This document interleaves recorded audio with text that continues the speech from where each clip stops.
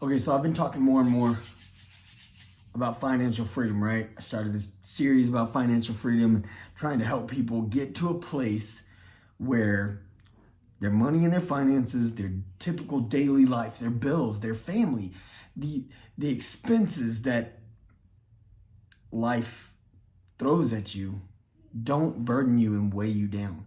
That you're not in this place of perpetual stress, not knowing if you're going to be able to afford simple things in life. Being in that spot where you have to check the bank account before you go to the grocery store. Oh, how much do I have? And then being at the grocery store and having to tally up everything and make sure that you don't accidentally go over that limit because you only have so much in your account. This is what I've really been trying to help people understand. And there's a lot of financial gurus out there. There's a lot of money management, personal finance, advisors. There's all these people out there, and there's something that a lot of them tend to disagree about. And I think the problem is, the extremism of them, right? I got a lot of love for Ramsey. Dave Ramsey's really awesome, and he's really extreme. But the reason he's so extreme, let's put this into perspective. Whether you like him or dislike him, let's just get some perspective. The reason he's extreme about it is because he believes in the idea and concept of discipline. He is teaching finance, but he's also teaching it with a religious perspective. And the Bible, there's definitely a foundation of discipline.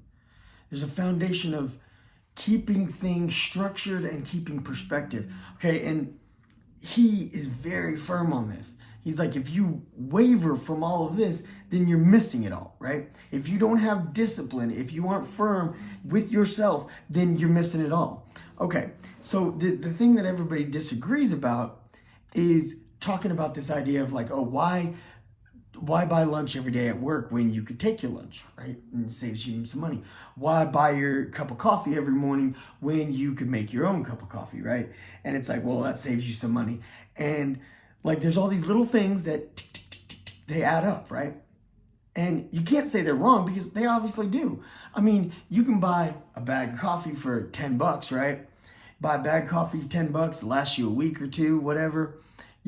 Opposed to spending $10 every morning, or let's just even be a little more conservative here and say you spend $5 every morning on coffee, right? Look, the reality is that the disagreement is that a lot of people have this idea of taking those little things that tally up and that add up and say, hey, you need to dial it back, stop letting your money be nickeled and dimed out of your pocket, right? And Ramsey teaches the envelope system in his Financial Peace University.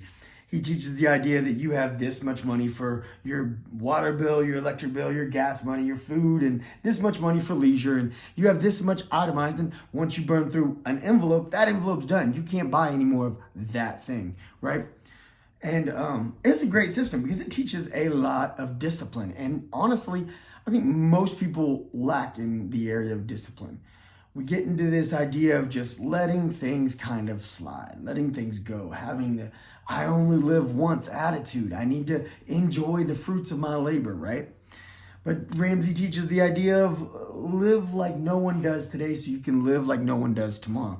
The reality is if you're more disciplined today, tomorrow, you'll have a lot more freedom. Okay, so the thing that people disagree with this is there's a lot of people who say, what's saving $30 going to do for you? Ultimately, you need to stop worrying about saving $20 and $30 and this and that, and you need to make more money. And you know what? I absolutely agree with both sides. And that's where I think the problem is there's this extreme attitude. Just make more money, stop nickel and diming your money away. The truth is you need to stop nickel and diming your money away. The truth is you need to know where your money's at. The truth is there's nothing wrong with going out and getting yourself a nice, $8 cup of coffee tomorrow because you deserve it. You worked hard for it. And, frankly, it's better coffee. It's more delicious than what you're going to make at home unless you're going to buy yourself some fancy equipment that costs you a lot of money that you're not going to pay for right now because you're not in a financial position to do so. Also, them doing it, they're skilled. They do it faster than if you tried to do it at home, your own little barista setup at home. You're going to spend much more time setting it up, making it, drinking it, cleaning up after yourself, all this different stuff. And, then where's the concept of time is money? You're wasting time. So, should you go out and get that $8 cup of coffee every day? Probably not. Is it that serious? Nah, it's not that serious. But should you also be trying to make more money so that $8 cup of coffee isn't weighing on your mind?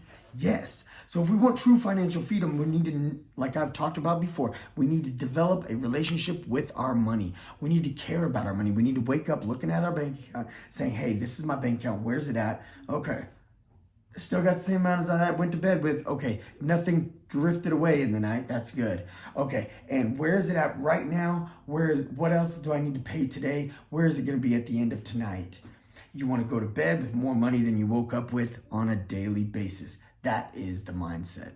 So if you're thinking to yourself, I need to be making more money, but it's okay to spend a little on myself, then that to me is a reasonable balance.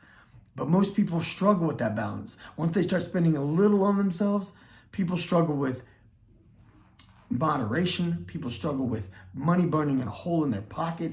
People struggle with keeping things in perspective. And that's why Ramsey teaches the idea of strict discipline, because if you're strict, then you don't go overboard. You don't lose track. You don't lose track of your money, and it doesn't just disappear on you.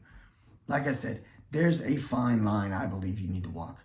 I think you work hard. You deserve to spend a little bit of your money, but at the same time, you need to care about your future. You need to care enough about your future that you're going to be disciplined, that you're going to have that structure on yourself, that you're going to manage your funds, and that you're going to start making more of it. Each day you need to be thinking about, how do I make more? Not how do I cut $5 out of my budget? How do I make more? How do I make more? Lots of different things you can do. We'll keep talking about it.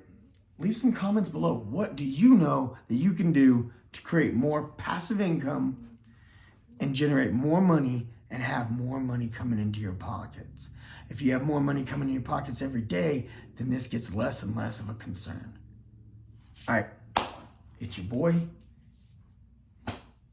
Till next time, we're going to talk more and more and more about managing our finances and developing perspective and getting to financial freedom. It's your boy. Be sure to share this with somebody else.